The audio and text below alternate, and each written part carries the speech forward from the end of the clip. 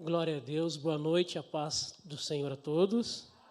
Glória a Deus, que alegria estar aqui com vocês nesta noite, finzinho de tarde, começo de noite.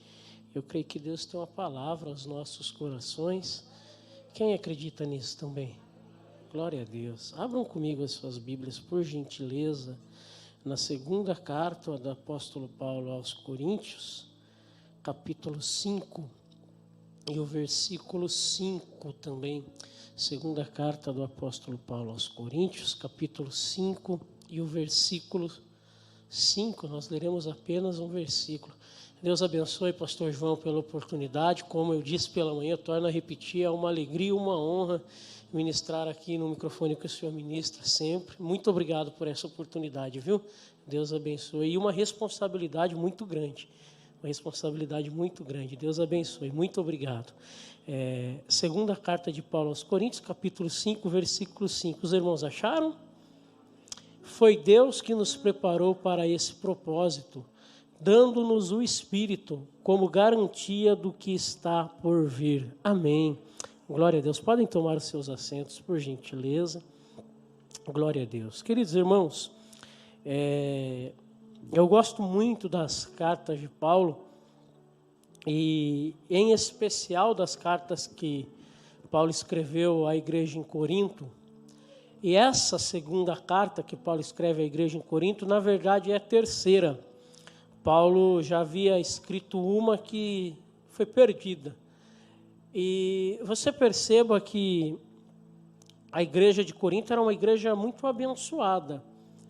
Mas, ao mesmo tempo que era uma igreja muito abençoada, que tinha dentro dela os 9 dons do Espírito, era uma igreja que levava muitos problemas ao apóstolo Paulo. E o Paulo, inclusive, fala dessa carta que foi perdida.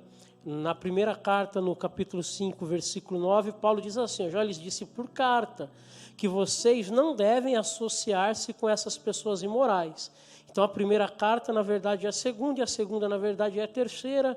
E Paulo escreve, fala com eles. E Paulo escreve essa segunda carta que nós lemos aqui, porque ele fez uma visita à igreja em Corinto. No hiato da primeira e da segunda carta, que estão na Bíblia, dessas duas cartas que estão na Bíblia, Paulo faz uma viagem até a cidade de Corinto. E quando Paulo chega na cidade de Corinto, Paulo não chega para levar uma palavra de amor àquela igreja. Paulo chega para levar uma palavra de correção àquela igreja. E a igreja não recebe muito bem aquela correção. O Paulo está falando para eles: eu não quero que vocês se associem a pessoas imorais na primeira carta, mas eles continuam se associando. Eu não quero que vocês fiquem brigando entre vocês, mas eles continuam brigando. Aí Paulo fala: escrever não está resolvendo, eu vou ter que ir lá. E quando Paulo chega em Corinto, ele não é bem recebido, porque ele chega em Corinto para resolver o problema. O texto, na segunda carta, capítulo 2, no versículo 1, Paulo vai falar assim: de modo que resolvi não lhes fazer outra visita que causasse tristeza. Eu não quis ir aí para causar tristeza a vocês. Deixa eu te falar uma coisa. Nem sempre fazer a obra de Deus vai fazer com que nós sejamos bem recebidos. Nem sempre falar a palavra de Deus vai trazer louros. Às vezes falar a palavra de Deus vai trazer perseguição, vai trazer problema. Inclusive no cenário em que nós estamos inseridos, que não se pode falar nada contrário ao que a grande mídia diz, que aí as pessoas já são perseguidas, já são caluniadas, já se levanta um projeto de cancelamento contra elas. Se você falar assim: Jesus Cristo é o Rei dos Reis, o Senhor dos Senhores, alguém já levanta e fala: olha, você acha que Jesus Cristo é o Rei dos Reis e Senhor dos Senhores, mas o muçulmano já acha que Alá é o Rei dos Reis e Senhor dos Senhores, e eu não concordo com o que você está falando, irmão. As pessoas concordem ou não concordem, as pessoas gostem ou não gostem, a igreja continuará anunciando que Jesus Cristo é o Rei dos Reis e o Senhor dos Senhores. O mundo goste ou o mundo não goste, nós continuaremos anunciando que só há um que leva ao céu, que só há um mediador mediador entre Deus e os homens, e esse se chama Jesus Cristo, e Ele está vivo e está no nosso meio nessa noite. Só que as pessoas não querem ouvir isso. Você perceba que evangelho não é conforto, evangelho é confronto. E quando a gente chega com o evangelho, a gente chega para confrontar as pessoas. O evangelho é luz. Sabe quando você acorda, você está com o olho meio irritado, já acendem a luz, assim você fala, poxa, desliga a luz, porque você está acostumado com a escuridão, você passou a noite dormindo. A hora que bate a luz, você, poxa, incomoda, aquela luz muito alta quando você está dirigindo, e o caminhão vem e dá aquela luz no seu olho, te incomoda porque a luz incomoda. E quando a luz chega no meio das trevas, o que é errado vai ser exposto. Aonde está sujo vai ser exposto, porque na escuridão a gente consegue esconder sujeira. Mas quando a luz chega, a sujeira é exposta não para ficar lá, mas para ser limpa, porque Jesus Cristo é a água da vida. E aonde Jesus Cristo chega, aonde Jesus Cristo entra, a limpeza acontece. Aleluia. O Paulo vai lá para Corinto e alguns irmãos se entristecem, porque o Paulo foi para Corinto não apenas para repreender os irmãos, mas ele foi para Corinto também para combater os falsos mestres. E os irmãos não entendem esse combate. Né, pastor João? Às vezes nós que somos pastores, a gente tem que falar mais firme, né? Tem que tomar as decisões mais firmes, e às vezes alguém não entende. Às vezes as pessoas falam, poxa, será? Será que precisava dessa firmeza toda? E o Paulo, diante desse problema que ele teve na sua ida, ele decide escrever uma nova carta ao invés de ir. E ele falou isso. E essa carta é conhecida no meio dos teólogos como a carta severa. A segunda carta de Paulo aos Coríntios é conhecida como a carta severa. Só que se você ler os primeiros 5 capítulos dessa carta, Paulo não está sendo tão severo. Paulo está tratando de coisas que são muito sérias e precisam ser tratadas. Paulo trata nessa carta, e eu gosto até mais do capítulo 4 do que do capítulo 5. Paulo trata nessa carta de algo que nós temos em nós. E Paulo conta para o povo o quão insignificante o mensageiro é. Porque você entende o seguinte, nós estamos aqui e o pessoal canta, toca bonito. Eu falei para o pastor João hoje que eu fico bobo quando eu vejo o ministério de louvor tocando, porque eu não canto nada, irmãos. E pastor, dá licença que o senhor canta muito bem, rapaz, dá para cantar no ministério de música tranquilo, né? Agora eu contei para ele hoje de manhã que ela está filmando, né? Depois se ela vê, ela briga comigo. Mas lá no meu ministério de louvor tem uma índia lá, a Suelen, e ela é brava toda a vida. E aí, a hora que está empolgada, eu começo a cantar, né? Só tu és santo. Ela fala, pastor, está atrapalhando, pastor. Está fazendo a gente perder o tom, pastor. E, irmãos, só que o Paulo trata da nossa insignificância. Paulo vai dizer o seguinte, irmãos, nós temos um tesouro, e realmente nós temos um tesouro, mas Deus colocou esse tesouro em vasos de barro para mostrar que o poder que a tudo excede provém de Deus e não de nós. Você perceba que a gente está aqui, a gente fala que Jesus é bom, que Jesus salva, que Jesus cura, que Jesus liberta, que Jesus batiza com o Espírito Santo, que daqui a pouco Jesus vai voltar. Estava vendo aqui o irmão cantando, o irmão canta sem fazer nem força, bonito toda a vida, mas isso aqui é só a casca, o que importa é o que está dentro.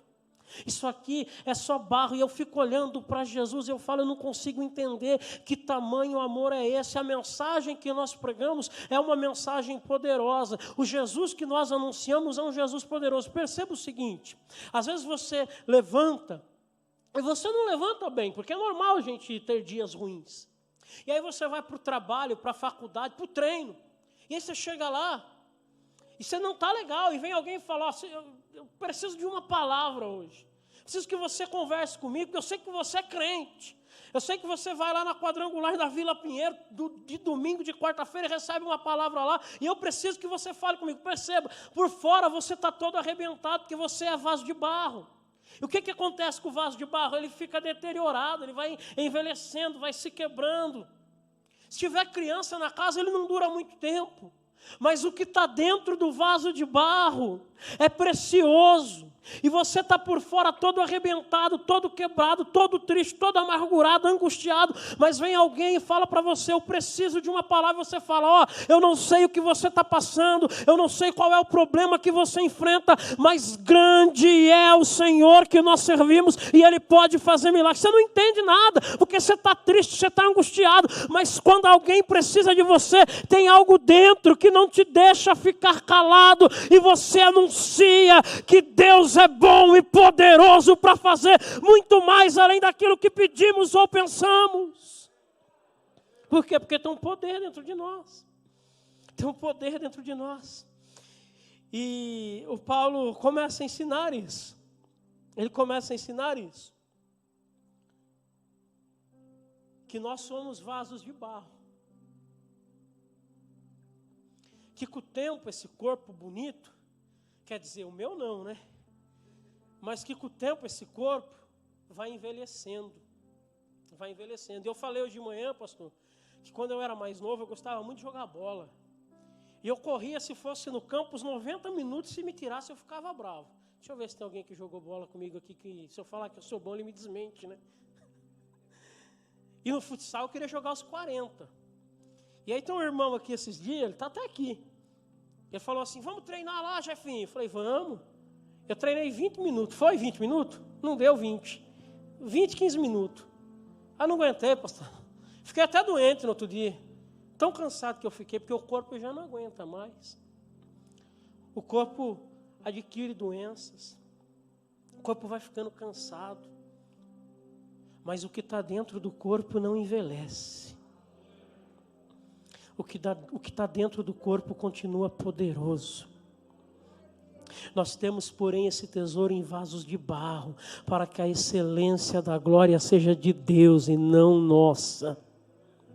E o Paulo fala isso no capítulo 4, e ele continua falando, ele diz o seguinte, olha, eu quero que vocês rejeitem as coisas vergonhosas que ficam encobertas, e não andemos com astúcia.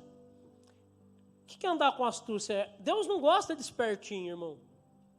Deus não gosta de espertinho. Se você ler a Bíblia, você vai encontrar em vários textos Deus falando contra a astúcia. A astúcia é aquele sujeito que ele quer levar melhor de qualquer jeito. Se ele não levar melhor, não está bom. Ele tem que ganhar pelo menos R$5 no negócio, em cima de alguém. Deus está falando, e Paulo está dizendo, olha, não andem com astúcia. Sejam crentes, sejam honestos, sejam fiéis, sirvam a Deus. E nos primeiros versículos do capítulo 4, Paulo já está falando sobre o ser honesto, sobre o não fazer coisas encobertas, o não coadunar com o pecado, porque nos próximos versículos ele começaria a falar sobre a eternidade. Ele começaria a falar sobre algo que ninguém quer falar, em especial nos dias em que estamos enfrentando. Ele começaria a falar sobre a morte. E você sabe que o Paulo, ele não acreditava que ia morrer. Verdade, pastor? Verdade. O Paulo, ele acreditava até determinado momento da vida dele que ele seria arrebatado. E ele fala isso em alguns textos. Se você quiser colocar aí, meu filho, 1 Tessalonicenses 4 e 16 e 17, Paulo vai falar assim, ó, pois dada a ordem, com a voz do arcanjo, o ressoar da trombeta de Deus, o próprio Senhor descerá dos céus, dá glória, irmão, a hora que eu terminar, e os mortos em Cristo ressuscitarão primeiro.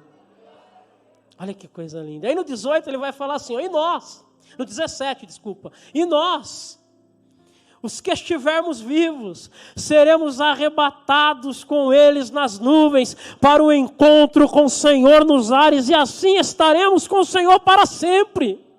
Então ele não acreditava que ia morrer, ele está falando, nós não vamos morrer, nós vamos vencer a morte. 1 Coríntios 15, 51 e 52, ele vai falar assim: eis que eu vos digo um mistério, nem todos dormiremos, mas todos seremos transformados, num momento, num abrir e fechar de olhos, ao som da última trombeta. Presta atenção, ele falando que ele não vai morrer, ó. Pois a trombeta soará. E dá um glória agora, porque e os mortos ressuscitarão incorruptíveis.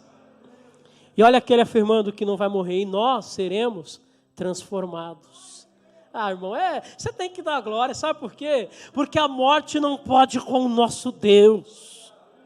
A morte não pode com ele. O Paulo sabia disso. E o Paulo estava tão confiante que ele não ia provar a morte, que quando ele vai falar de arrebatamento, ele fala assim: nós não provaremos a morte, nós não enfrentaremos a morte. Pastor, a morte não é poderosa quando a gente pensa que ela é. Ela até é poderosa, mas Jesus é mais. Jesus diz assim: ninguém tira a minha vida, eu a dou porque eu a quero. Eu tenho poder para dá-la e tenho poder para tornar a tomá-la. E o Paulo, que não tinha medo da morte, que achava que não ia morrer, daqui a pouquinho ele tem uma experiência. Ele tem uma experiência difícil, em que ele encara a morte de frente. 2 Coríntios 1 e 9, ele percebe o quão frágil ele é.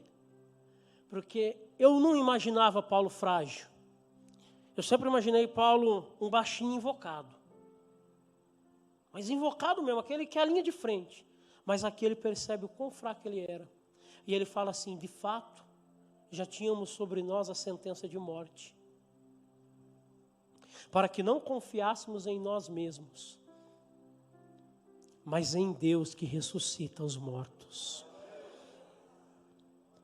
Ele está dizendo: a sentença de morte já estava dada. A gente não tinha para onde correr, a gente não tinha para onde ir, nós não tínhamos saída. E aí a gente parou de confiar na nossa força e passamos a confiar em Deus, que tem poder para ressuscitar os mortos. Tem poder para fazer algo maior, algo mais poderoso. Tem poder para falar para o morto: ei, Lázaro, sai para fora, e Lázaro sai com vida. Tem poder para tocar no esquife e falar: levanta, menino. Tem poder para entrar dentro da casa do homem e falar: Tabita, cume, a menina se levantar. Era nesse Deus que o Paulo acreditava. E quando Paulo se viu em uma situação de morte, que ele não tinha para onde correr, ele falou: quando a sentença de morte estava decretada, nós olhamos para o alto e dizemos: Senhor, ainda que nós andemos pelo vale da sombra da morte, nós não iremos temer, porque o Senhor está conosco. Aleluia. E queridos, o Paulo começa a tratar com os irmãos sobre a morte. E você sabe o que me faz ficar feliz? É que o Paulo está tratando com os irmãos sobre a morte. Começa a falar com os irmãos sobre morte, sobre o ser vencido. O Paulo não se entristece. Paulo não se entristece. A última carta que Paulo escreve antes de ser morto por Nero é a segunda carta a Timóteo. E aí você abre lá a segunda carta a Timóteo no capítulo 4 e você começa a ler ela. E aí chega um determinado momento que Paulo diz o seguinte: quanto a mim, já estou sendo oferecido por sacrifício como libação. Quanto a mim, os meus dias estão terminando. Mas fiquem tranquilos. Eu combati o bom combate, eu acabei a carreira e eu guardei a fé.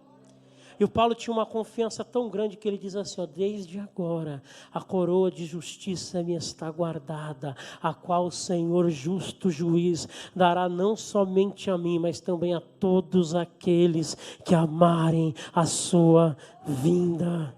O Paulo não se entristece, porque o Paulo sabia quem ele servia, e ele sabia que o Jesus que ele servia era fiel para ressuscitá-lo. Em 2 Coríntios 4,14, o Paulo ele não está falando para quem não acredita, Porque para quem não acredita, a morte é o final. Paulo está falando para quem acredita. Olha aí o texto, está no plural, porque sabemos. Ele não está falando porque eu sei, ele está dizendo porque nós sabemos que aquele que ressuscitou o Senhor Jesus dentre os mortos, também nos ressuscitará com Jesus e nos apresentará com vocês. Ele é poderoso para vencer a morte. Ele é poderoso para poder nos mostrar que a vida não termina aqui. Aqui é só um hiato. Nesse lugar nós somos peregrinos e forasteiros. A nossa pátria está no céu. Aleluia.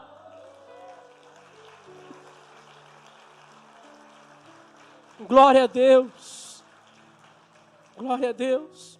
E o Paulo começa o capítulo 5 de uma maneira maravilhosa. Mas muito maravilhosa. Ele começa o capítulo 5 avisando os irmãos: ei, se essa casa terrestre se desfizer, se essa habitação terrena for destruída, nós temos em Deus um edifício, uma casa eterna nos céus, não construída por mãos humanas. Ele começa o capítulo 5 falando: ei, não tenham medo do que pode acontecer com o corpo de vocês, não tenham medo com os levantes do inimigo. Se essa casa terrestre se desfizer, lembre-se que ele prometeu que estava indo preparar-nos um lugar. Está lá em João 14, eu estou indo preparar para vocês um lugar, e quando o lugar estiver preparado, eu voltarei, para que aonde quer que eu esteja, vocês estejam também. Acalma o teu coração. Se a casa terrena for destruída, tem algo maior preparado para nós na eternidade.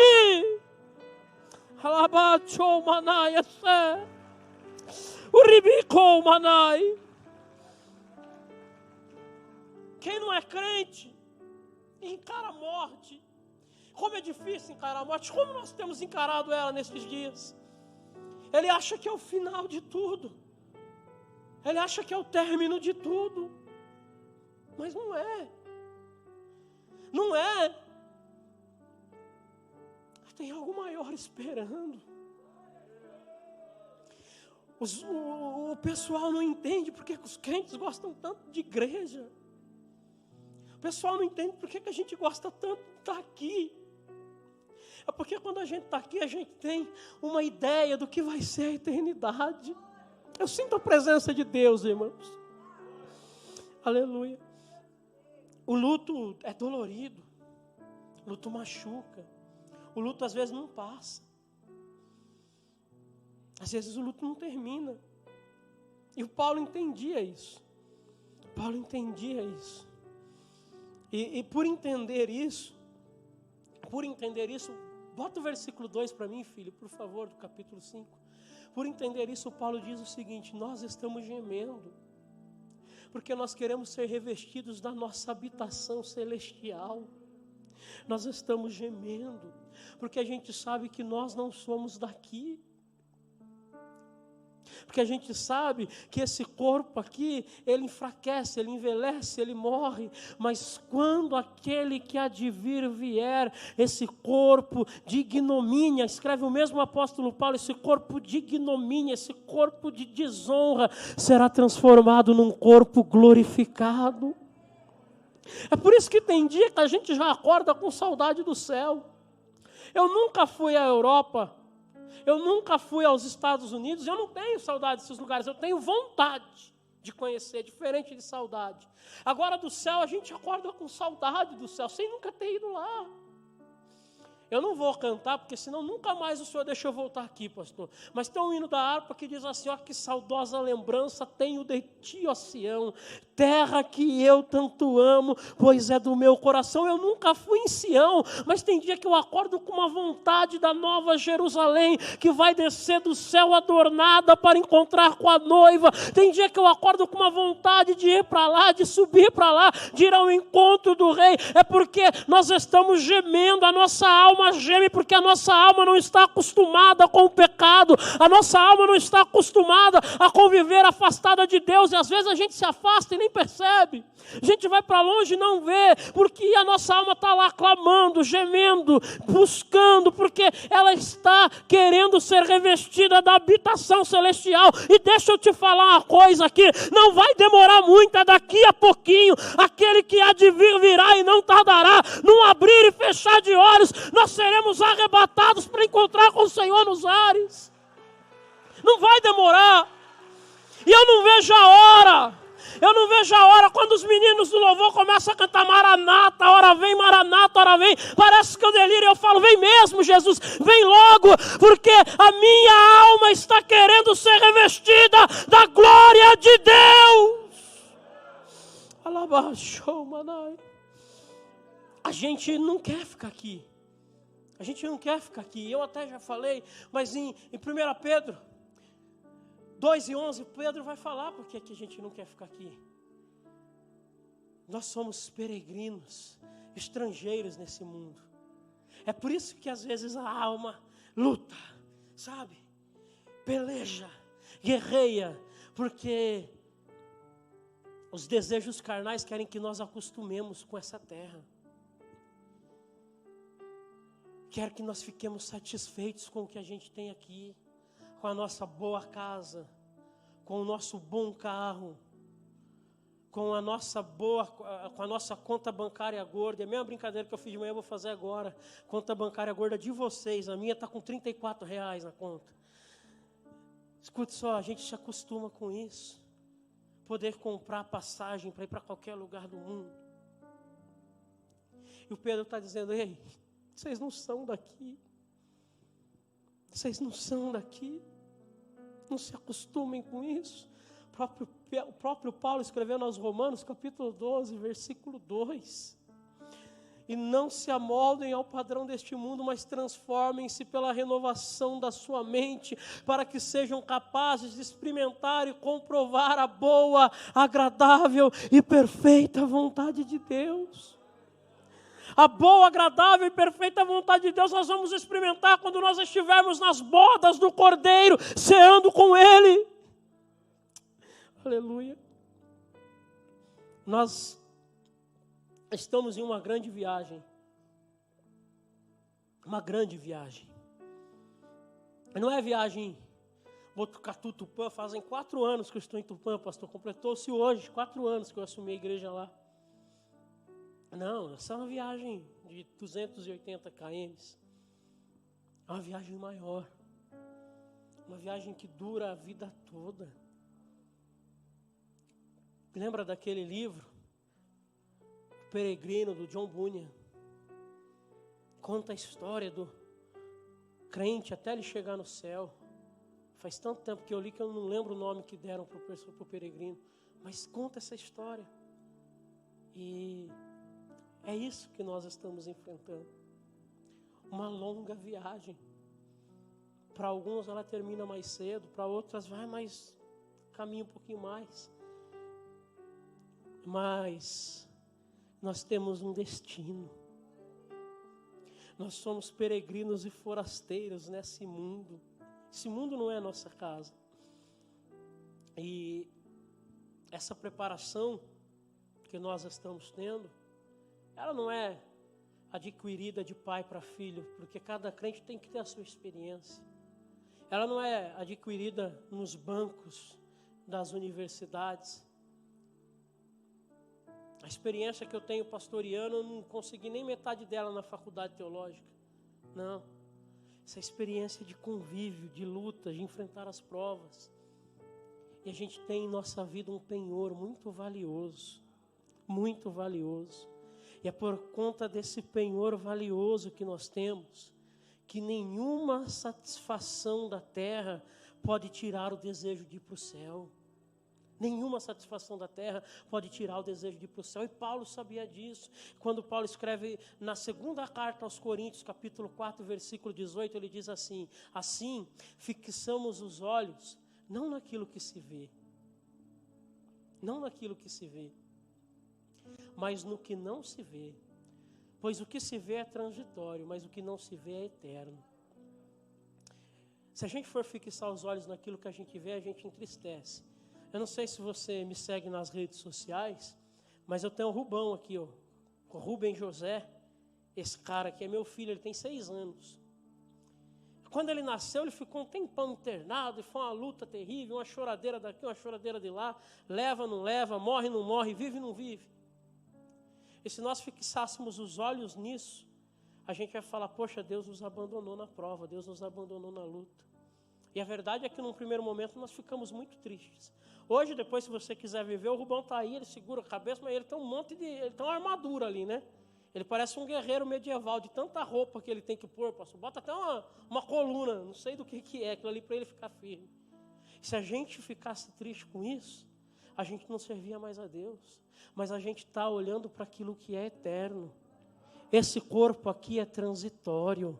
A gente fixou os olhos naquilo que é eterno, naquilo que a eternidade vai dar. E a gente sabe que esse corpinho mole do Rubão aí, daqui a pouquinho vai ser transformado num corpo glorificado. Isso é passageiro, isso vai terminar. Glória a Deus. As lutas vão terminar. As provas vão terminar. Tudo que a gente vê aqui é transitório, é passageiro. Às vezes a gente está sem dinheiro para pagar uma conta ou outra. Às vezes a gente está com problema, nós fomos despedidos. A gente tem que olhar que isso é transitório. O que a gente espera não é transitório, é eterno. O que a gente espera é a glória eterna com Cristo nosso Senhor. Então nada pode tirar esse anseio da glória eterna. Nada pode tirar. Nenhum tesouro terreno pode comprar isso que a gente sente. Você consegue explicar, irmão? A gente está enfrentando o pior momento na face da terra da história moderna. E aí o crente vem para a igreja para cantar e ele levanta as mãos, ele está alegre. Ele está adorando. Ele está bendizendo ao Senhor. Quem não é crente, ele quer ter isso, ele tenta até comprar. Ele fala, me dá disso aí que você tem. Aconteceu lá em Atos 8, do versículo 18 ao 23. Simão, o mago, ele olha para Pedro e fala, ei, eu quero desse espírito que vocês têm. Eu quero desse espírito que vocês têm. Eu quero sentir isso que vocês sentem. Pedro olha para ele e fala, vai para lá com o seu dinheiro. Pereça você com o seu dinheiro. O dom de Deus não dá para comprar. O dom de Deus é Ele quem dá para aqueles que se arrependem dos pecados, para aqueles que entregam a vida para Ele. Não dá para entender. A gente está passando, sabe, pastor, a gente está passando pelo vale da sombra e da morte, mas a gente está igual o irmão Lázaro. Eu vou passando pela prova dando glória a Deus, porque a gente sabe que tem algo em nós que não é comprável, que não dá para comprar. Irmão, eu estou terminando já. Nenhuma aflição terrena pode ser maior e será maior do que aquilo que nos está preparado. Nenhuma luta. Paulo, em Romanos 8,18, ele diz assim, eu considero que os nossos sofrimentos atuais não podem ser comparados com a glória que em nós será revelada. Deixa eu ler de novo, aí você dá um glória daqueles crentes pentecostal, pode ser? Considero que os nossos sofrimentos atuais não podem ser comparados com a glória que em nós será revelada. É muito grande o que Ele tem para nós, irmãos. Muito grande, imensurável. O apóstolo Paulo, ele vai falar que nada nessa terra pode tirar o nosso foco. Nada nessa terra pode tirar o nosso foco. Sabe, os seus problemas não podem tirar o foco. Sabem, as suas vitórias não podem tirar o foco. Sabem, as suas lutas não podem tirar o foco. Eu fiz assim, é melhor não fazer, que vão achar que eu estou fazendo a arminha, né? Então, não podem tirar o foco. Nada pode tirar o foco. O apóstolo Paulo, quando escreve aos Colossenses, capítulo 3, versículos 1 e 2, ele diz assim, portanto, se vocês já foram ressuscitados com Cristo Procurem as coisas que são do alto, onde Cristo está sentado à direita de Deus. Mantenham o pensamento nas coisas que são do alto e não nas da terra.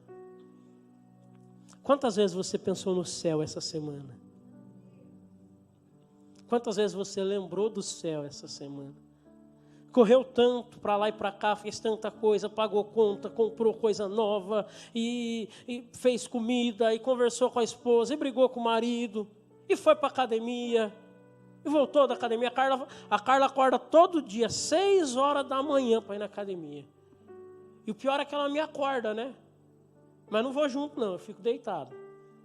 Negócio de academia. Ela até o Rubão falou, Irmãos, a gente faz um tanto de coisa, a gente se esquece de lembrar do céu. E o Paulo está dizendo no capítulo 3 da carta aos Colossenses, pensem nas coisas que são de cima e não nas que são da terra. É para nós encerrarmos. E eu queria pedir para o Ministério de Música vir me ajudar aqui, para nós encerrarmos. As nossas fraquezas. As nossas fraquezas. E o que eu vou falar aqui, eu não estou falando com dúvida, não estou falando talvez, eu estou afirmando. As nossas fraquezas não podem nos parar. Pastor, eu estou fraco, mas você vai continuar andando. Pastor, eu estou desanimado, mas você vai continuar andando. Pastor, eu estou triste, mas você vai continuar andando. Pastor, o senhor não sabe como eu cheguei aqui hoje? Não sei, não tenho ideia.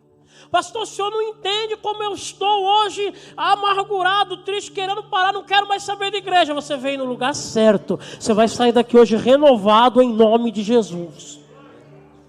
Pastor, eu não quero mais saber de secreto, eu não quero mais isso, eu não quero mais aquilo, irmão, eu não quero saber do que você não quer. Hoje você querendo ou não querendo, você vai ser renovado pelo poder de Deus em nome de Jesus.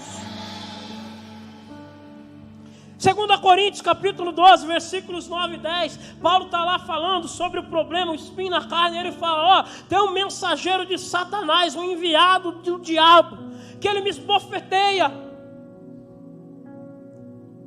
O Paulo já está triste com aquilo, chateado com aquilo, e de repente Deus aparece. Deus aparece. E ele olha para Paulo e fala, viu? Fica quietinho. Olha Deus falando com você nessa noite. Ei, acalma o teu coração. Fica quietinho. A minha graça é suficiente na sua vida. Eu não vou mais aguentar, eu não suporto meus. Deixa eu ser até mal educado. Cala a boca. A graça de Deus é suficiente para a tua vida. A minha graça é suficiente para você. E é maravilhoso isso. Deus olha para Paulo e fala, realmente você é fraco. A gente não sabe como Paulo era. Alguns historiadores afirmam que Paulo era baixinho e careca. Não se sabe se é verdade. Mas o Paulo não era aquele primórdio, aquele homem forte. Sabe aquele homem que chega, a gente tudo vai e fala, rapaz, esse cara mexer comigo é um tapa na orelha que ele me dá. Eu tenho uns diáconos lá na igreja, que os homens é gigante assim, sabe? Eu fico até triste quando estou perto deles, né? Bem que para ser maior que eu também, eu fico triste perto de qualquer um, né? Porque eu sou baixinho. Mas Deus olha para Paulo e fala, Paulo, você é pequeno mesmo, você é fraco mesmo, você é falho mesmo. Você é cheio de defeitos, cheio de problemas. Você briga com os outros. Você manda carta quando não é para mandar. Você pegou o Pedro lá e você deu uma dura em Pedro que ninguém mandou você dar. Você é terrível, Paulo. Mas eu te amo assim mesmo. Eu te amo assim mesmo. Nós vamos vencer a morte. Não é porque nós merecemos. Nós vamos vencer a morte. É porque quando nós estamos fracos, aí é que somos fortes. Porque o poder de Deus se aperfeiçoa na nossa fraqueza. Fique em pé, por gentileza. Fique em pé, por gentileza.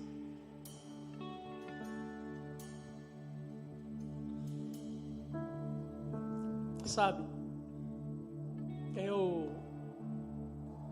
eu não suporto a morte, mas não suporto mesmo. Já fiz texto falando mal dela, já fiz vídeo falando mal dela, não gosto dela.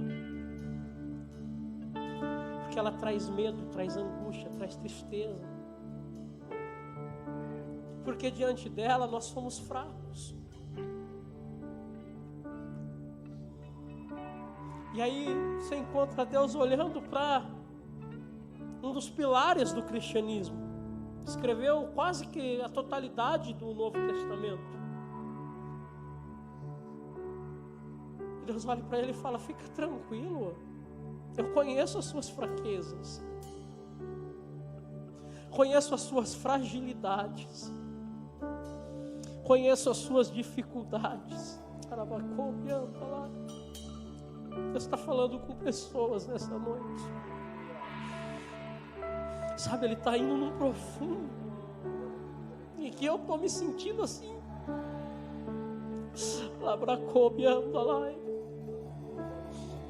Deus está te dizendo: acalma o coração, eu te conheço. Eu estou com você no quarto escuro. Eu sou o teu socorro bem presente no momento de angústia.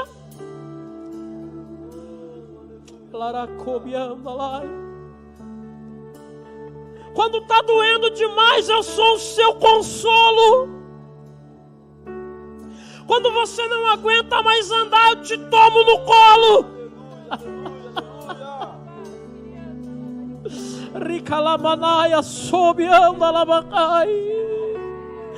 Nas noites mais escuras, eu estou te guiando para que você não caia.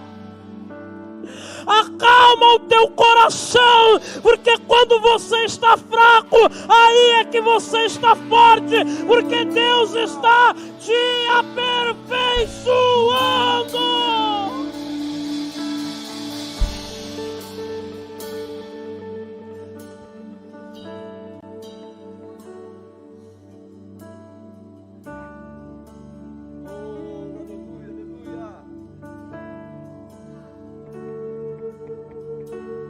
Eu não sei como você chegou aqui essa noite. Eu tinha mais alguma coisa para falar aqui, mas o Senhor está me levando para outro caminho. Eu aprendi que manda quem pode, obedece quem tem juízo. Eu não sei quanto tempo faz que você não sente a presença de Deus. Eu não sei quanto tempo faz que você não chora na presença de Deus. Que você não fala em mistérios com Ele, que você não tem uma experiência diferente com Ele. Mas nessa noite o Senhor me arrancou lá de Tupã, pastor, eu quase não venho. Eu decidi naquele momento que o Senhor me ligou, falou: pastor João ligou, então eu vou. O Senhor me trouxe aqui nessa noite para te renovar, para ter um encontro contigo no Val do Jaboque, para falar para você o quanto você é precioso para Ele, o quanto você é amado por Ele. Ei, Ele conhece as tuas fraquezas, Ele conhece as tuas debilidades, mas Ele está te dizendo: nessa noite eu te visito com poder, nessa noite eu te visito com autoridade, nessa noite eu te visito com graça, nessa noite eu te visito para te dizer que eu estou te aperfeiçoando.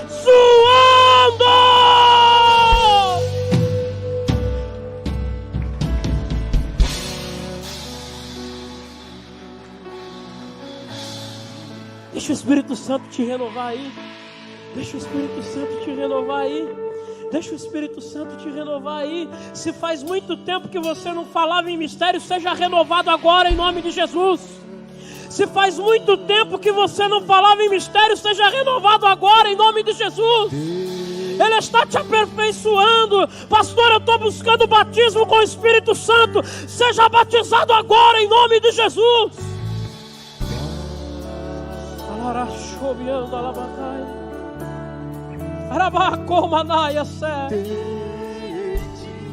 Nós venceremos a morte. Nós venceremos os nossos medos, nós venceremos os nossos temores, porque Ele está conosco.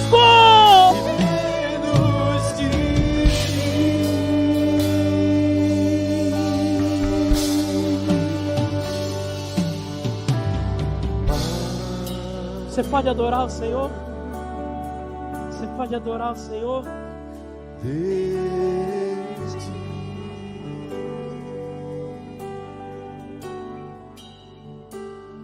Glória a Deus.